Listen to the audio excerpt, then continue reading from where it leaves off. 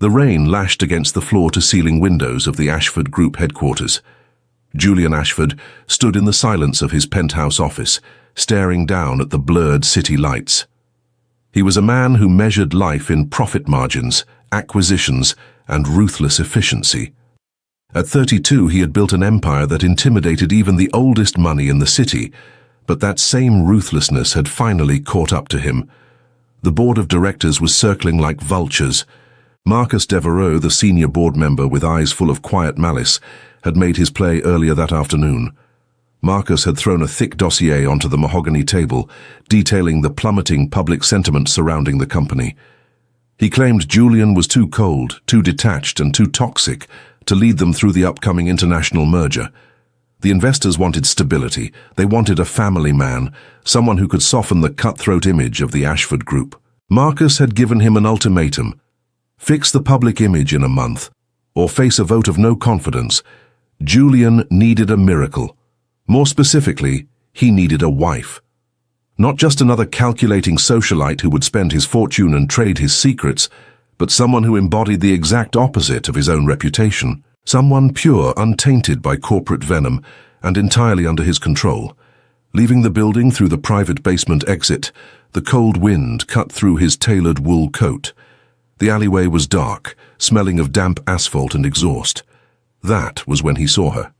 Near the service loading dock, illuminated by the flickering yellow light of a single street lamp, a young woman knelt on the freezing concrete. Sienna Hayes was supposed to be invisible.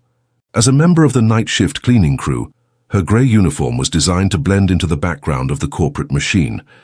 But tonight, she was the only thing Julian could focus on. She was shivering, holding a broken umbrella entirely over a small, battered stray dog. The animal was greedily eating half of a cheap deli sandwich from her gloved hand. Sienna was soaking wet, sacrificing her only warmth to protect a creature that the rest of the city had ignored. Julian stepped out of the shadows. The sharp click of his expensive leather shoes against the wet pavement made her look up. "You are ruining company property," Julian said, his voice a low, commanding rumble that echoed in the quiet alley. Sienna did not flinch. She looked up at the billionaire, recognizing his sharp jawline and icy blue eyes instantly from the portraits hanging in the lobbies she scrubbed every night. But instead of cowering, she gently stroked the shivering dog behind the ears before standing up to face him. "It is just a shirt, Mr. Ashford," Sienna replied, her voice remarkably steady despite the cold. "I can wash it, but this dog would not have survived the night without food and shelter. I figured a multinational corporation could spare a few moments of my time for a dying animal." Julian narrowed his eyes. People did not speak to him this way. They stammered, they apologized, they backed away. But this woman stood her ground with a quiet, undeniable dignity. He looked at the dog, then back at her striking, expressive eyes, and an audacious plan formed in his mind. "I need a wife," Julian stated, entirely bypassing any normal social convention. Sienna blinked, caught off guard. She let out a short, breathy laugh of disbelief. "Excuse me?" "A contract," Julian continued, stepping closer, closing the distance between his world of billions and her world of survival. "I am in the middle of a corporate crisis. My board believes I lack empathy. They want to oust me because I do not present a palatable, family-oriented image to the public. You have an abundance of empathy. You also have, I assume, a lack of funds." Sienna felt a familiar, deep ache in her chest. A lack of funds was an understatement. Ever since a devastating financial scheme had wiped out her family's modest estate 5 years ago, she had been drowning in debt, working 2 jobs just to keep a roof over her head. But she was not about to let this arrogant titan know her pain. "I am not for sale, Mr. Ashford, and neither is my empathy," she said, turning back to gather the dog into her arms. $2 million, Julian said to her back, "placed in a secure account the moment we sign the papers. A marriage of convenience for 1 year. You will live in my penthouse. You will attend public events by my side. You will smile for the cameras, and at the end of the year, we quietly divorce, and you walk away with enough money to never wear that grey uniform again." Sienna stopped. The dog whimpered softly against her chest. $2 million would clear her father's medical debts. It would buy back the small piece of land her family had lost. It was the key to her freedom, dangled by the very type of man who had ruined her family in the first place. She turned around slowly, her pride battling with her desperation. "I have conditions," she said, her chin lifting defiantly. Julian felt a strange flicker of respect. "Name them." "The dog comes with me," Sienna demanded. "His name is Barnaby. He gets full veterinary care, and he sleeps inside. Second, you do not dictate what I wear or how I speak unless it is explicitly for a press event. I will not be your silent doll. And third, this is strictly a business transaction. You keep your distance." "Agreed," Julian said without missing a beat. He extended his hand. "Do we have a deal, Miss Hayes?" "Sienna Hayes," she said, tentatively reaching out. When her cold, calloused hand met his warm, firm grip, a strange jolt of electricity passed between them, shocking them both. Julian masked it instantly, pulling his hand away and adjusting his cuff. "My lawyers will have the paperwork ready by tomorrow morning," Julian said, turning back toward the shadows of his building. "Bring the dog to the top floor at 8. Do not be late." 3 days later, they stood in a sterile, brightly lit judge's chambers. The ceremony was as cold and transactional as the contract that bound them. Sienna wore a simple, elegant cream dress that Julian's assistants had hastily procured.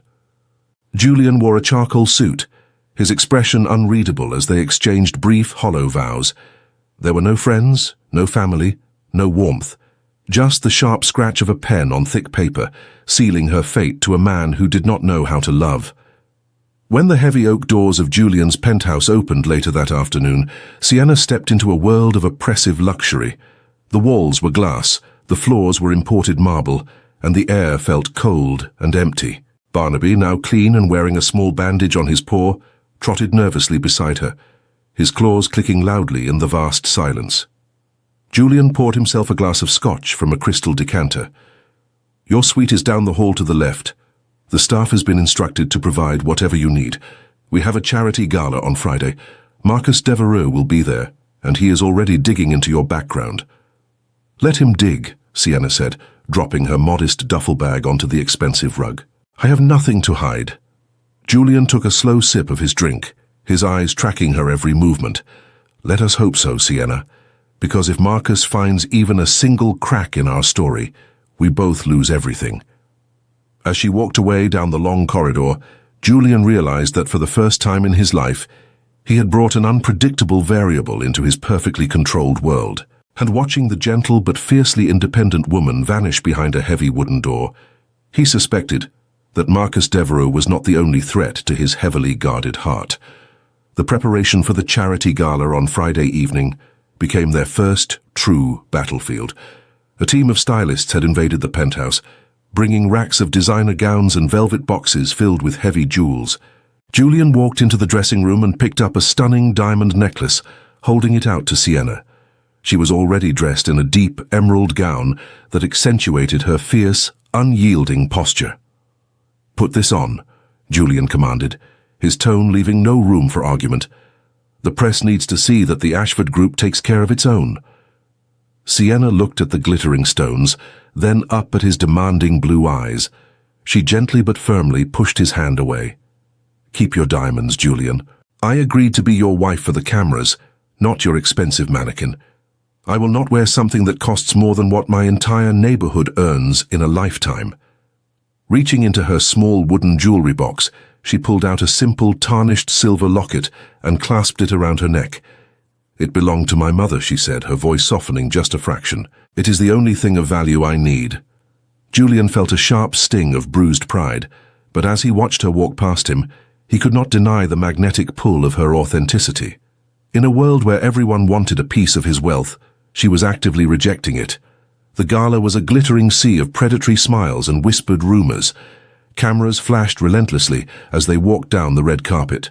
Julian kept his hand resting lightly on the small of her back, a possessive gesture for the media. But the real test came when Marcus Devereux intercepted them near the champagne tower. Marcus swirled his drink, his eyes scanning Sienna with thinly veiled disdain. Mr. Ashford, and the mysterious Miss Hayes, or should I say the new Mrs. Ashford, Tell me, my dear, how does one go from scrubbing floors to wearing silk in less than a week? It must be quite the culture shock, stepping into a world that actually matters. Julian stiffened, ready to intervene, but Sienna stepped forward, her expression perfectly composed. The only shock, Mr. Devereux, is discovering how little this world actually matters. You surround yourselves with expensive things to hide the fact that your conversations are entirely bankrupt. My previous job taught me how to clean up messes. Looking at the state of this company's public relations, it seems Julian hired the right woman for the job. Marcus lost his mocking smile, his face turning an ugly shade of red before he turned and disappeared into the crowd. Julian looked down at Sienna, a genuine, rare smile breaking through his stoic facade. For the remainder of the evening, the tension between them shifted from adversarial to a quiet, crackling awareness. But the adrenaline of the night faded into exhaustion by the time they returned to the penthouse. Julian collapsed onto the leather sofa in his study, pressing the heels of his hands against his eyes. A vicious migraine, born of stress and the relentless pressure of the upcoming board vote, threatened to split his skull. He expected Sienna to retreat to her wing of the apartment, as they had agreed to keep their distance. Instead, 10 minutes later, she walked into the dimly lit study. She did not speak. She simply placed a steaming ceramic mug on the glass table in front of him. It was a strong herbal tea, smelling of peppermint and ginger. Next to it, she set down 2 pain relievers. She adjusted the heavy curtains to block out the harsh city lights, gave him a soft, lingering look of understanding, and quietly left the room. It was the most profound act of care Julian had experienced in a decade, and it required absolutely no words. The fragile peace shattered 2 mornings later. Julian was sitting at his desk when a courier delivered a sealed confidential file from Marcus Devereux. Julian ripped it open, his eyes scanning the documents. Blood drained from his face. It was a detailed history of the Hayes family. 5 years ago, Hayes Manufacturing, a proud mid-sized factory, had been the target of a hostile liquidation. The factory was dismantled, the pensions were voided, and the owner was left with crippling debt that eventually sent him to an early grave. The parent company that had orchestrated the ruthless takeover was the Ashford Group, and at the bottom of the liquidation order was Julian's own signature. When Sienna walked into the living room later that afternoon, Barnaby trotting happily at her heels, she found Julian standing by the window, the documents scattered across the marble floor. His eyes were dark with a mixture of betrayal and guilt. "You knew," Julian said, his voice a dangerous whisper. "You knew exactly who I was when I found you in that alley. Was this your plan, Sienna? A long con to infiltrate my life, take my money, and destroy my company from the inside?" Sienna stopped, her eyes dropping to the papers on the floor. She saw the old logo of her father's company, and the breath left her lungs. The secret she had carried, the heavy shame of taking money from the man who ruined her life, was suddenly laid bare. "I did not know it was you in the alley that night until I saw your face," she said, her voice trembling with a sudden, overwhelming anger. "Yes, the Ashford Group destroyed my family. You signed the paper that broke my father's heart, but I did not seek you out, Julian. I was trying to survive the wreckage you left behind. When you offered me that contract, I took it because I had no choice. I sold my pride to pay off the debts you created." She turned and walked away, locking the door to her bedroom. For the next week, the penthouse became a frozen wasteland. They lived like ghosts, passing each other in the hallways without a word. Julian's pride demanded that he maintain his distance, but the silence was agonizing. He realized that her presence had brought a strange, chaotic warmth into his sterile life, and without it he was suffocating. He began to notice the small things. She had not touched a single cent of the $2 million in the account. She spent her days caring for Barnaby and reading by the window. The realization that she was completely uncorrupted by his wealth broke something open inside him. One morning, Sienna walked into the kitchen to find Julian standing by the counter. He was not wearing his usual armor of a tailored suit. He wore a simple sweater, looking uncharacteristically vulnerable. On the counter was a paper cup of cheap hazelnut coffee from the tiny deli she used to visit before her night shifts. He had gone out in the freezing rain to get it. "I cannot undo the past," Julian said quietly, not meeting her eyes, "but I can stop repeating it." Before Sienna could process the weight of his apology, Julian's phone rang, shattering the quiet moment. It was Marcus Devereux. Julian put the call on speaker. Marcus's voice dripped with triumph. "The board vote is tomorrow, Julian, but I think we will skip the formalities. I have a journalist ready to publish the story of the year.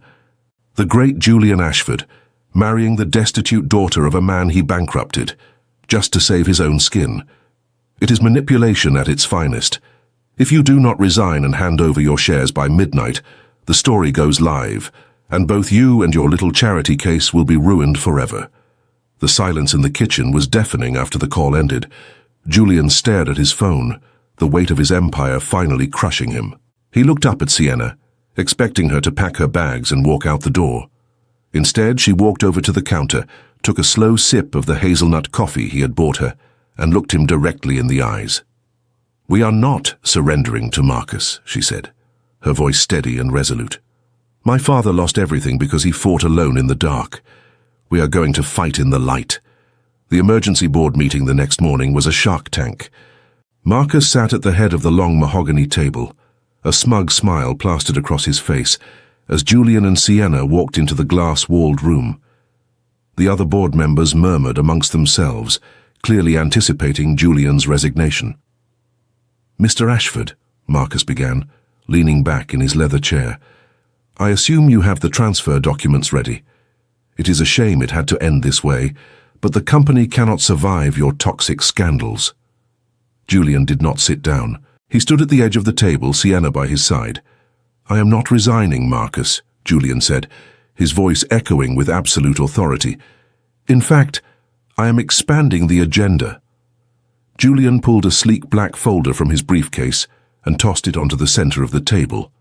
"For the past 24 hours, I have had my private investigators digging into the Hayes manufacturing liquidation from 5 years ago. I signed that order based on financial risk reports that were brought to my desk. Reports that stated the factory was entirely bankrupt and beyond saving." Marcus shifted in his seat, his smug smile faltering slightly. "What is the meaning of this, Julian? We are here to discuss your current failure, not ancient history." "The meaning," Julian continued, locking eyes with the older man, "is that the reports were falsified. Hayes Manufacturing was profitable. You manipulated the internal data, Marcus, forcing the liquidation so that a shadow corporation could buy the factory land for pennies on the dollar. A shadow corporation that, according to these banking records, is owned entirely by you." The boardroom erupted into chaos. Directors scrambled to grab the copies of the documents Julian had provided. Marcus stood up, his face pale and sweating, shouting that the documents were forged. But the evidence was undeniable. The money trail was perfectly mapped out, exposing his fraud. "You destroyed an innocent family to line your own pockets, and you used my signature to do it," Julian said, stepping closer to Marcus until the older man backed into the glass wall. "The authorities are waiting for you in the lobby, Marcus. You are finished." Defeated and humiliated in front of his peers, Marcus sagged, all his power evaporating in an instant. Security escorted him out, as the remaining board members sat in stunned silence, suddenly looking at Julian not as a liability, but as the ruthless protector they desperately needed. Hours later, the penthouse was quiet again. The storm had passed. Julian stood by the large window overlooking the city, holding a manila envelope. Sienna walked into the room, Barnaby trailing behind her. Julian turned to face her. He handed her the envelope. "It is the annulment paperwork," he said softly. "I also transferred the deed to your father's old factory land into your name, along with the $2 million. The board is stabilized. The contract is fulfilled. You are free to go, Sienna. You never have to see me again." Sienna looked at the envelope in her hands. She thought about the cold, calculating man she had met in the alley, and then she looked at the vulnerable, honest man standing before her now. He had risked his entire empire to clear her father's name. She slowly opened the envelope, took out the legal documents and tore them in half. "I told you on the first day that I am not for sale," Sienna whispered, closing the distance between them. "I do not want the money, Julian. I want the man who walks in the rain to bring me cheap coffee. I want a real marriage, no contracts, no cameras, just us." Julian let out a breath he felt like he had been holding for a lifetime. He reached out, his hands trembling slightly, and gently pulled her into his arms. When he kissed her, there was no pride, no walls, and no hidden agendas. It was a promise of a new beginning. The months melted into a year, and the cold Ashford penthouse transformed into a warm home. The glass tables were now cluttered with books, and Barnaby's toys were scattered across the expensive rugs. But the biggest change happened downtown. Julian and Sienna stood together in front of a newly renovated brick building. The sign above the doors read, Hayes Ashford Enterprises. They had rebuilt her father's company from the ground up, not as a ruthless corporate machine, but as a community-focused manufacturing hub. As Sienna cut the red ribbon to open the doors, the crowd cheered. Julian held her hand tightly, looking at his wife with a love that was deeper than any ocean, and worth more than any fortune he had ever made. He had spent his life building an empire, but she had taught him how to build a legacy. If this story touched your heart, share it with someone who needs to hear a good story about love and redemption. Subscribe to the channel to follow the next stories. We will see you next time. The story analyzed in the provided visual narrative begins with a sharp, almost irreconcilable contrast between Julian Ashford, a cold corporate titan, and Sienna Hayes, a cleaning woman living in the shadows of the city he dominates. Julian is depicted as a figure defined by ruthless efficiency, measuring life by profit margins and acquisitions, a direct result of his emotional isolation. This isolation forms his defensive shield, represented by the icon in his analysis column. He is a defensive king, closed off from vulnerability, until corporate threats to his board position force him to seek a solution in the form of a social makeover. Sienna, conversely, is a system victim in terms of socioeconomic status, burdened by family debt and a profound lack of funds following a devastating liquidation scheme years earlier. Yet, she maintains absolute resilience and dignity. She is not for sale. Her actions in the rain-soaked alley where she saves Barnaby, a stray dog, provide the emotional flashpoint that sets the story in motion. It is her active empathy and innate altruism, even when she is shivering and has so little, that ultimately pierces Julian's shield. He requires her empathy to survive politically, and she requires his resources to survive financially, leading them to the initial cold agreement, a marriage of convenience for 1 year. This decision initiates the critical psychological shift for Julian, marked in the analysis by icons symbolizing the subtle yet powerful acts of care, such as Sienna's strong herbal tea during his crippling migraine and his later reciprocal gesture of buying her simple coffee. These simple acts of bridges of care demonstrate that true power lies not in manipulation but in quiet understanding. Their journey exposes deep corporate conflicts, notably the power game played by Marcus Devereux, who sought to leverage public perception and past ruthlessness to oust Julian. A major turning point is the revelation that Julian himself, years earlier, had signed the liquidation order that destroyed Sienna's family, unaware that the financial risk reports had been falsified by Marcus in a clear example of corporate corruption. This creates an agonizing silence in the penthouse, as their shared past becomes the new battleground, and Julian must decide whether to continue the cycle of wealth that creates system victims. His redemption is only possible when he acts with honesty to repair the errors of the past. Instead of surrendering to Marcus's threats to leak their manipulated story to the press, Sienna insists they fight together in the light. They expose Marcus's multi-million-dollar fraud in an emergency board meeting, with security removing him in disgrace. This victory is not the end of their contract but the definitive move from contract to legacy. The resolution occurs not with the signing of a document, but with the tearing of one, when Sienna rejects the annulment and chooses a real partnership. The narrative concludes showing that authentic love supersedes contracts. Over the subsequent months, the cold Ashford penthouse is transformed into a warm home. The analysis highlights that this success is focused on community, as they used their combined resources not to pursue more corporate dominance but to rebuild her father's old company, reimagining it as Hayes Ashford Enterprises, a community-focused manufacturing hub. Julian spent his life building an empire, but Sienna, through resilience and active empathy, ultimately taught him how to build a lasting legacy focused on social responsibility. The resulting visual summary is a powerful analysis of redemption and the power of shared vulnerability.